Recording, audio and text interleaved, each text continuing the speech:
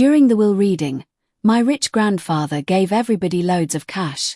I received just 50, not 50 grand, not a token payment. Simply 2 fresh notes pushed over the desk like something forgotten. My father grinned, the sort of grin that means, I knew this already. My brother chuckled, not bothering to cover it. Somebody whispered, makes sense. I remained silent. I simply looked at the cash in my palms, sensing the space tighten surrounding me. Since my grandfather had always been careful, not with work, not with folks. And this seemed planned. When I angled the notes beneath the bright office lighting, I saw something odd. A small marking, nearly hidden, nearly worthless. But my grandfather had once mentioned, if you need to bury the reality, place it where nobody thinks to search. An hour afterward, I entered inside a peaceful bank room, pushing those $50 over the counter.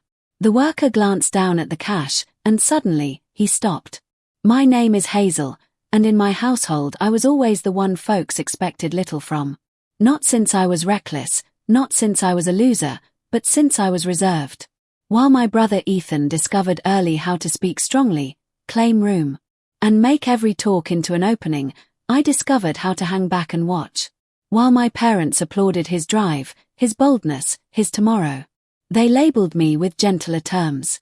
Hazel is kind. Hazel is simple. Hazel doesn't want much. What they actually meant was, Hazel won't make problems. My grandfather, William, was the single one who appeared to see the contrast. To the planet he was a rich man, a guy who made an empire from nearly zero. Folks fixed their posture when he walked into a space. Bankers chuckled a bit too hard at his humor. Leaders answered his messages within seconds. But to me, he was simply Grandpa Will, the guy who took his coffee dark. Who disliked pointless sound? Who thought silence revealed you more about a soul than speech ever might? When his condition began declining, the household suddenly got very active. Everybody dropped by, just not for much. My father would appear in a fitted outfit, glance his timepiece twice, and mention, Dad, I simply needed to check how you're feeling. I've got a session. My mother carried bouquets that remained ignored in a container. Ethan showed once, remained near the entrance and mentioned, Stay tough, Grandpa.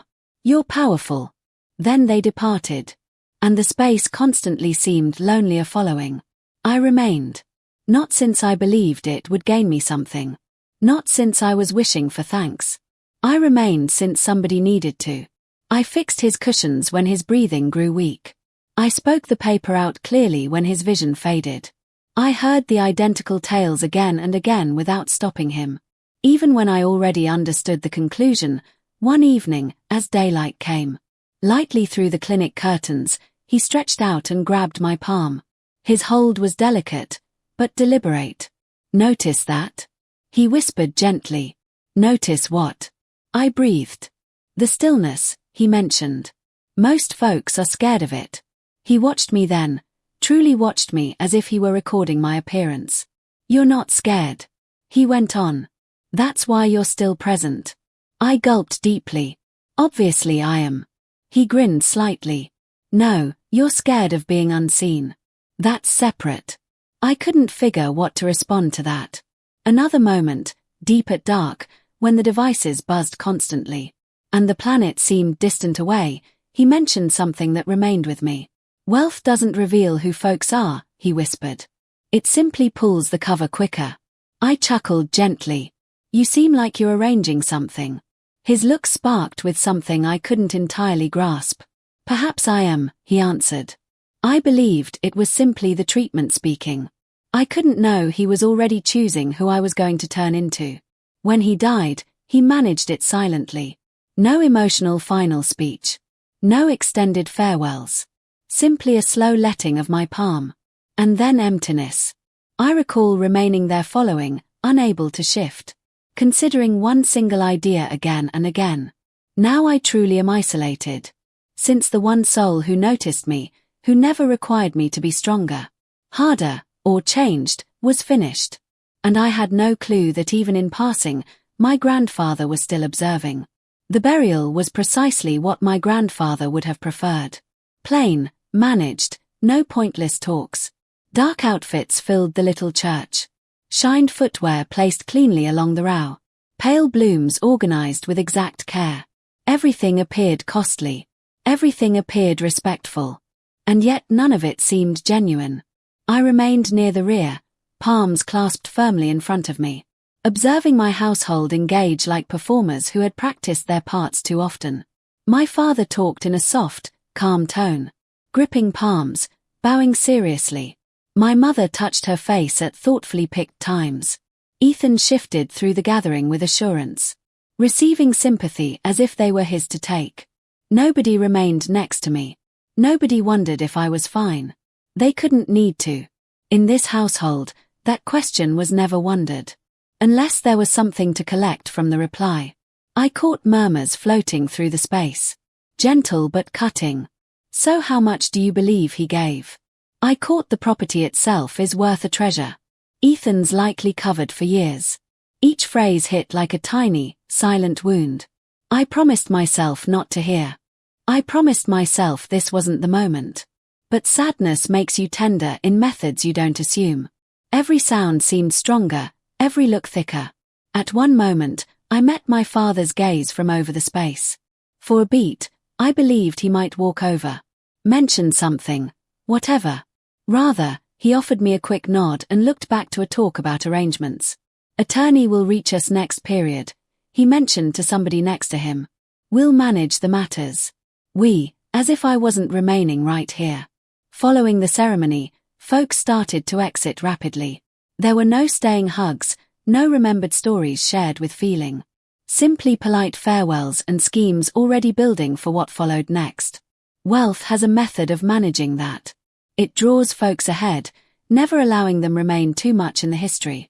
At the graveyard, while the box was dropped into the earth, I sensed something within me crack open.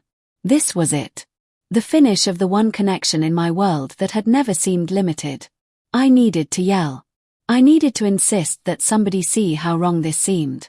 Rather, I remained there in stillness, since stillness was what I had constantly been skilled at.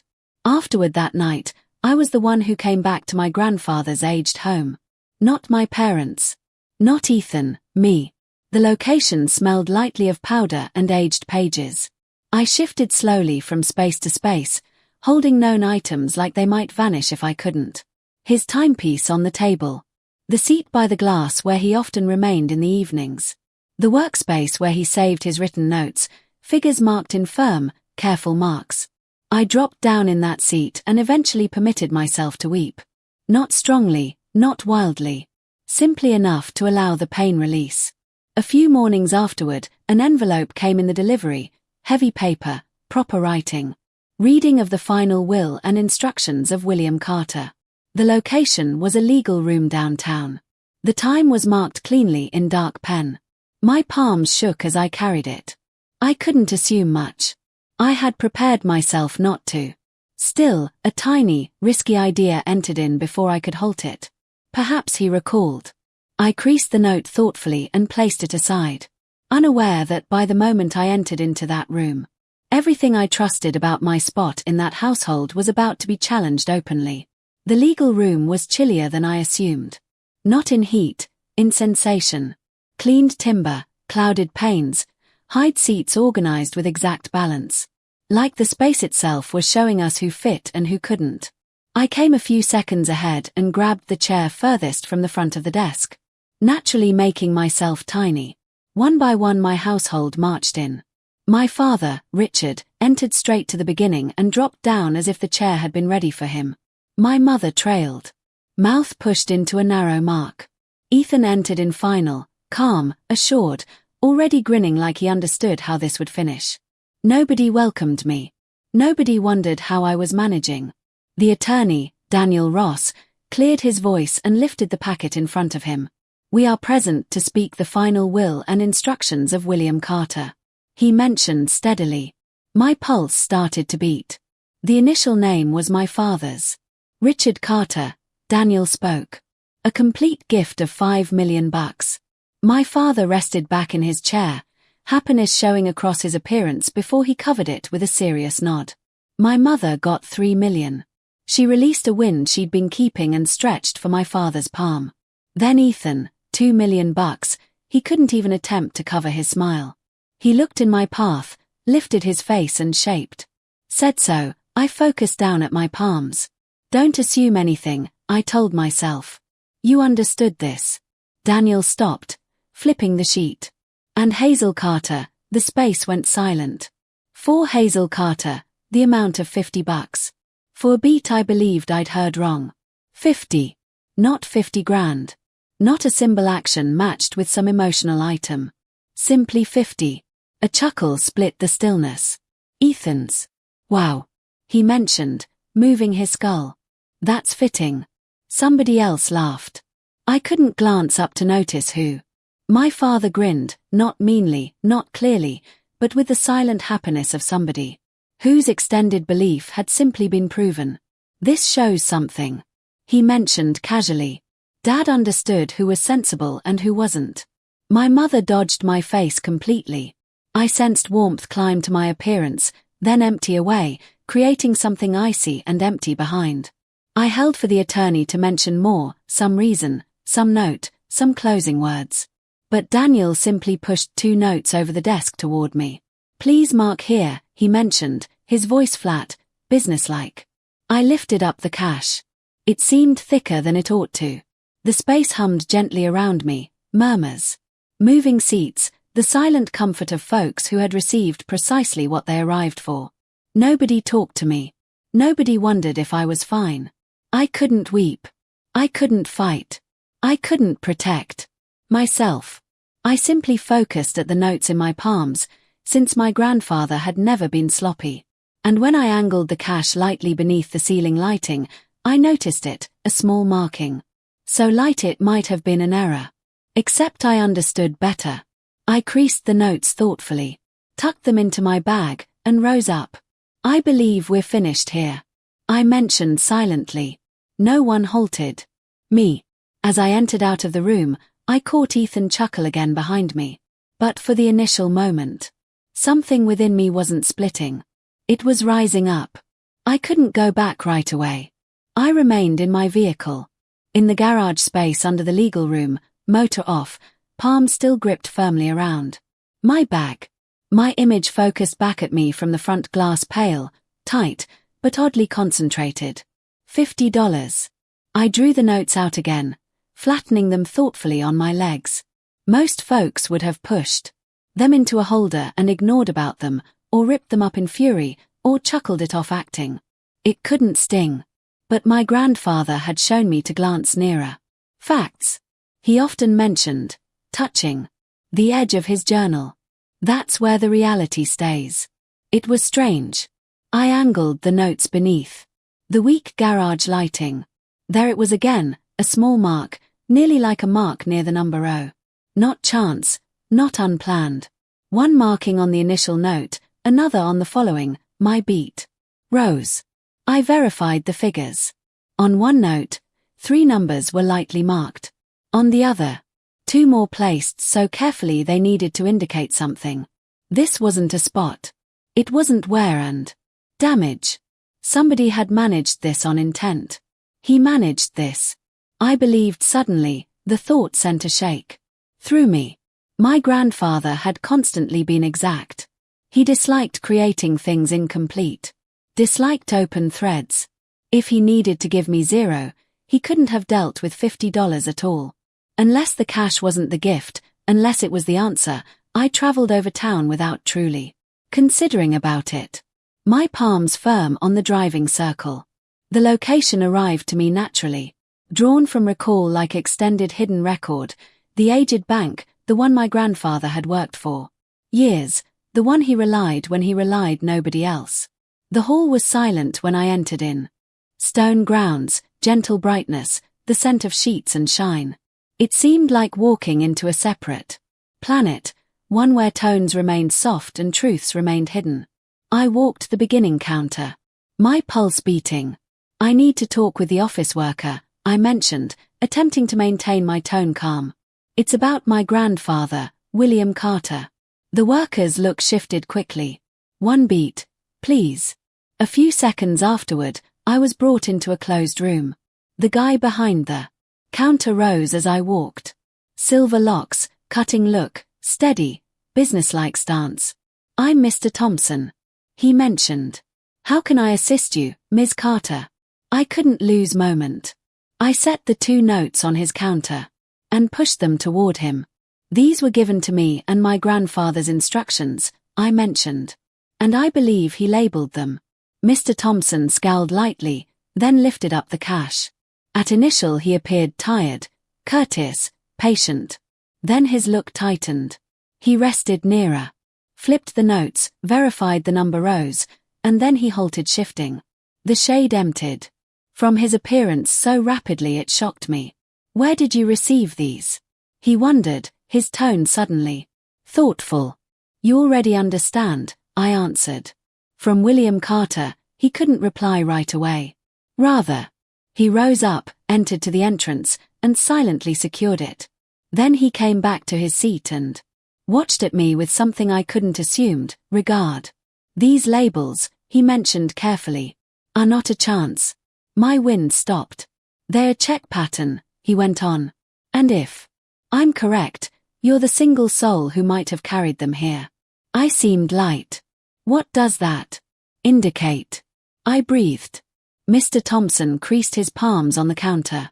"It indicates," he mentioned, "your grandfather gave something beyond the instructions, something no one else was supposed to reach." The space seemed suddenly too tight, and the cash, I wondered. He looked at the notes one more moment. "The cash," he mentioned silently, "was simply the offer." My grandfather's tone rang in my thoughts. "If you need to bury the reality, place it where nobody thinks to glance." And for the initial moment since the instructions reading, I grasped the true gift couldn't been stated in that icy room.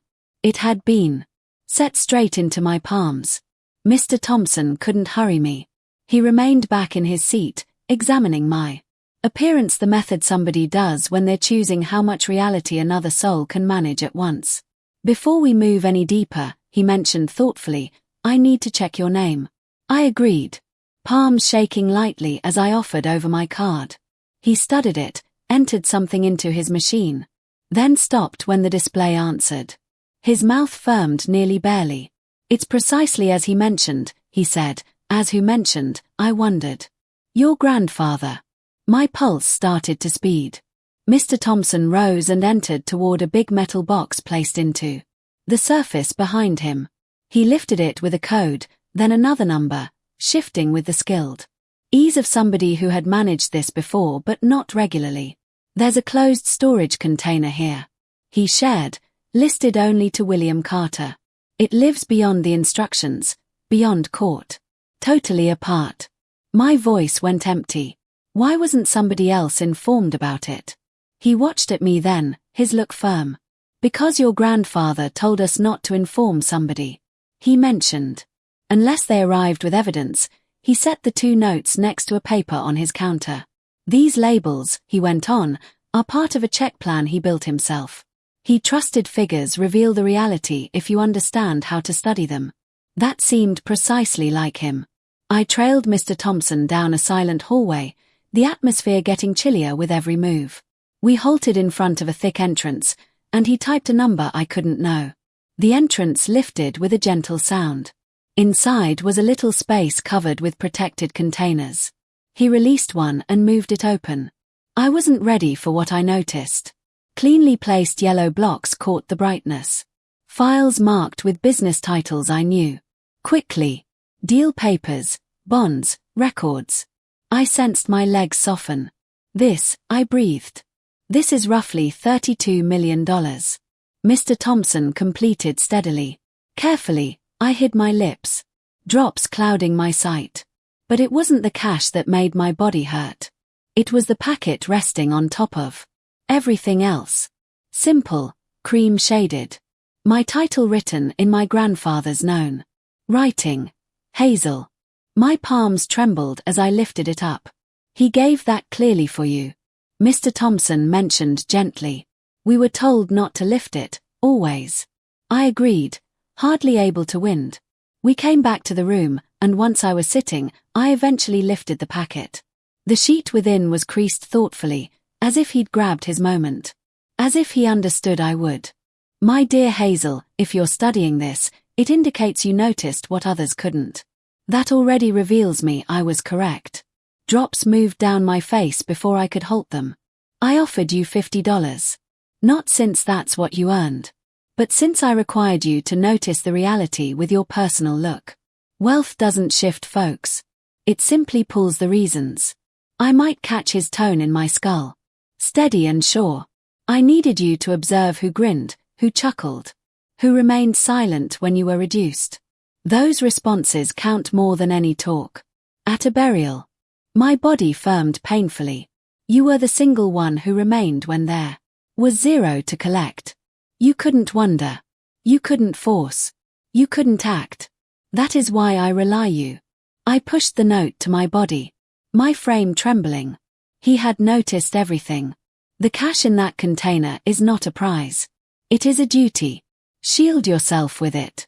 Create a world that doesn't need you to plead for regard. And when they arrive, and they will recall this. Care that relies on cash was never care to start with. I cleaned my face and studied the closing mark. Don't make yourself tiny again. Grandpa, the stillness that trailed seemed holy. Mr. Thompson cleared his voice softly. Your grandfather also gave legal directions. He mentioned, if you pick to move forward, we can build a fund quickly hidden, shielded. No one can reach it without your approval. I grabbed a long wind outside that room. My household was likely enjoying, figuring, arranging. They believed the tale had already finished. But as I creased the note thoughtfully and set it back into the packet, I understood something. This wasn't the finish. It was the beat everything truly started. And the following moment my household watched at me. They couldn't be noticing the silent one anymore. They couldn't offer me much moment. 3 mornings. That's all it grabbed for the reality to escape. I was still handling everything. Still replaying my grandfather's note in my skull when my device began. Buzzing non-stop. Messages I skipped. Texts I couldn't lift.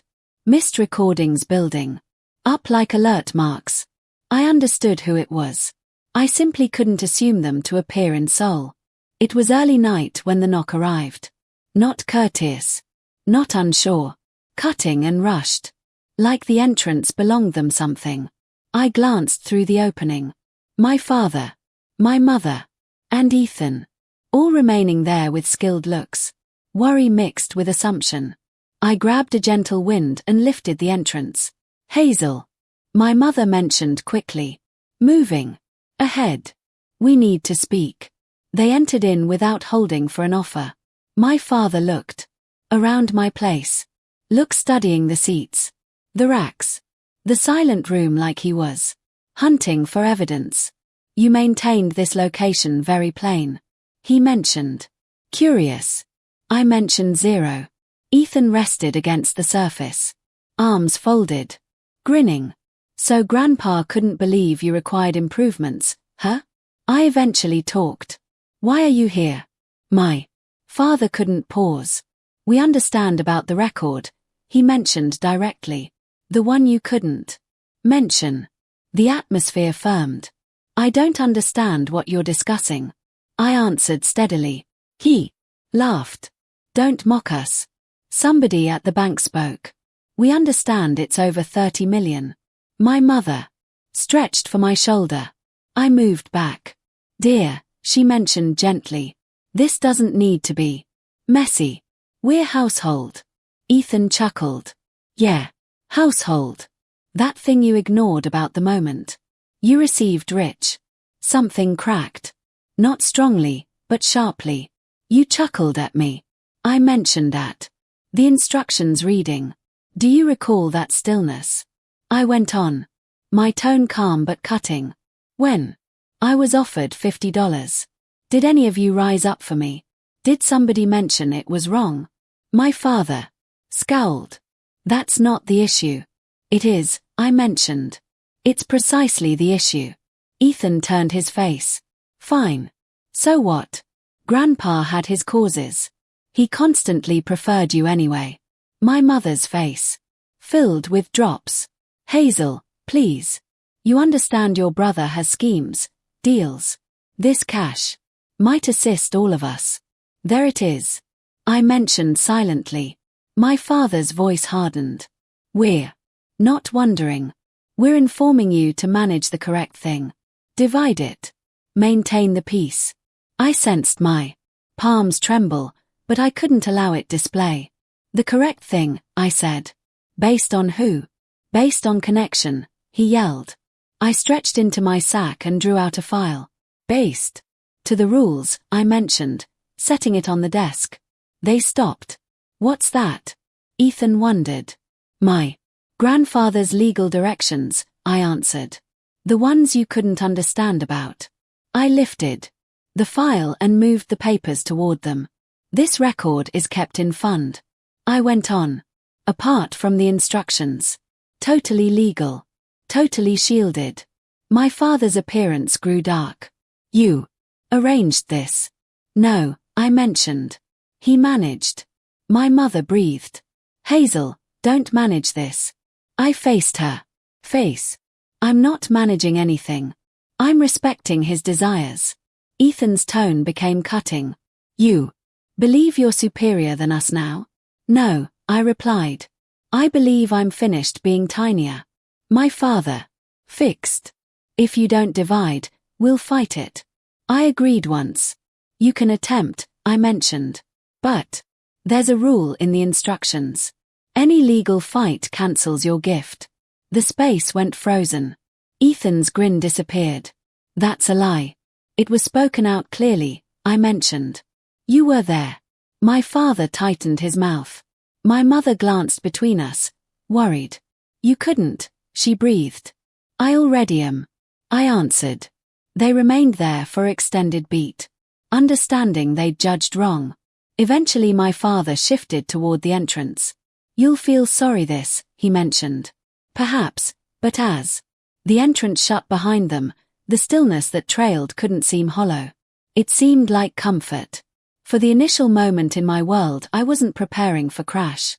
I was holding my spot, and I understood without a question. This was the beat my grandfather had been building me for all through. The stillness following they departed couldn't finish that dark. It grew. At initial, it was gentle. My device halted buzzing. Team messages vanished. Offers I never assumed suddenly seemed clear by their missing. I was pulled from the household schedule without a sound. Special days went by. Celebrations arrived and passed. No texts. No reasons. Simply silent. I would be lying if I mentioned it couldn't hurt. Some darks, I remained isolated on my sofa, focusing at my device, thinking. If I had gone too much, if I had been too harsh, if picking myself had meant picking being alone. Since nobody truly discusses that piece. They inform you to create limits. They inform you to shield your calm. They don't inform you how hollow it can seem at initial. My parents couldn't ring. Ethan removed me on internet. I learned out by mistake when I attempted to view his page and it simply wasn't present anymore. I focused at the empty display longer than I ought to have. So, this was it. I had eventually mentioned no, and this was the cost. I centered on tasks, on pattern, on maintaining my world deliberately tiny and silent, simply the method my grandfather had existed despite everything he possessed. I couldn't purchase a larger spot. I couldn't shift my way of life. I couldn't share anything online. The cash remained precisely where it was shielded, ignored, hidden. Since the reality was, cash had never been the thing I desired. What I desired was protection. Periods afterward, I remained in a court hall, marking papers to complete the fund. The attorney shared everything thoughtfully, stressing terms like shield, approval, power. This guarantees no one can force you, she mentioned softly. Not now, not afterward. I agreed. Force had shaped my whole raising. This was the initial moment I sensed released from it. World shifted ahead in tiny, silent methods. I found Lily a season afterward. She was created on a wet Tuesday dawn, small and pink-skinned and flawless. When the helper set her in my hold, something within me changed itself totally. I glanced down at her and created a vow I couldn't mention out clearly. You will never need to gain care by making yourself less. My parents couldn't arrive to the clinic. They couldn't deliver bouquets. They couldn't wonder. And shockingly, that no longer broke me, since as I observed Lily rest against my body, her tiny hands wrapped around mine, I grasped something my grandfather had understood all through. Household isn't shaped by who appears when there's cash on the desk. It's shaped by who remains when there's zero to collect. Still, sometimes deep at dark, when the planet was silent, I thought if this gap was forever, if the entrance I had shut would ever lift again. I couldn't chase the reply. I had discovered that calm doesn't arrive from repairing folks who don't need to shift. It arrives from picking a separate tomorrow. And I was eventually ready to create one, even if I needed to manage it without them. World couldn't shift overnight. There was no wild win moment. No sorry trip. No sudden understanding from my household. What shifted was softer than that. Protected. I shifted slowly, deliberately. I handled with attorneys and helpers who replied to me and solely me. The fund my grandfather had built turned into a barrier I couldn't need to share, prove, or protect. For the initial moment, no one could trap me with shame. No one could scare me with household. No one could create me tinier for their ease. And I couldn't seem strong. I seemed shielded. As Lily developed, I created a world the method my grandfather had shown me plain on the outside, firm at the middle. I put carefully. I placed aside a tomorrow for her learning. I gave silently to groups that helped ladies who required legal shield. Ladies who were informed, that's simply how household is, since I understood how risky that phrase could be. Sometimes folks wonder if I feel sorry. If I feel sorry not dividing, if I feel sorry stepping away, if I feel sorry being named icy or selfish. I don't, since regret arrives from moving against your personal reality. And for once, I couldn't. My grandfather couldn't give me $50. He couldn't even give me loads. He gave me truth. He revealed me, who would chuckle when I was shamed, who would remain quiet, who would solely stretch for me when they required something. And more importantly, he revealed me who I was when I eventually halted, wondering for approval to live. The final thing he offered me wasn't cash. It was the strength to mention no, the power to remain isolated, and the release to create a household that would never mix care with power. When I glance at Lily now, chuckling without worry, developing without limits, I grasp the real gift, not riches, not payback, not approval, calm, and that was valued more than every buck he gave.